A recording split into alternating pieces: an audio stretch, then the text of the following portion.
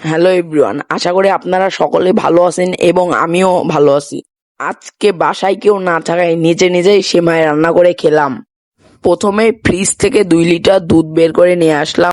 সেমাই রান্না করতে যে সকল উপকরণ লাগে সেগুলো নিয়ে নিলাম। সেমাই, চিনি এবং বাকি যা যা লাগে সবকিছু নিয়ে নিলাম। বাসায় যা ছিল তা দিয়ে রান্না করার চেষ্টা করব। এবার চুলার ওপর অল্প পরিমাণে তেল দিয়ে সেমাইগুলো ভেজে নেব কিছুক্ষণ। সেমাই ভাজা শেষ করে চুলাটা অফ করে দিলাম। এবার একটি পাতিলে হাফ কেজি পরিমাণে দুধ দিয়ে তার ভিতরে 1 পোয়া পরিমাণে চিনি দিলাম। চিনি দেওয়ার সাথে সাথে দেখি দুধটা ছানা কেটে গেছে। সব উপকরণ দেওয়া শেষ, এখন হঠাৎ করে দুধটা নষ্ট হয়ে গেল। দেখুন কতটা পরিমাণে দুধ নষ্ট। খেতে যেহেতু মন চেয়েছে রান্না তো করবই। দুধ দিয়ে রান্না করা হয়নি তো কি হয়েছে, এবার রান্না করব পানি দিয়ে।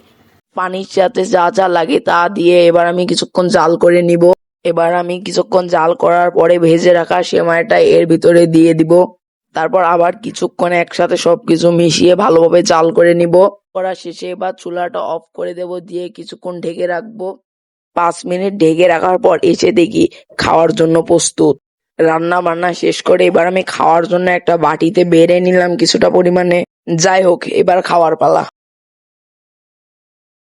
সত্যি বলতে গাইজ, সেই স্বাদ, মানে সেই স্বাদ। তো গাইজ, আজকের এই ভিডিওটি এই পর্যন্তই। যদি ভিডিওটি আপনাদের কাছে ভালো লেগে থাকে একটি করে লাইক দিয়ে যাবেন, আর ভিডিওটি কেমন লেগেছে অবশ্যই কমেন্ট করে জানাবেন।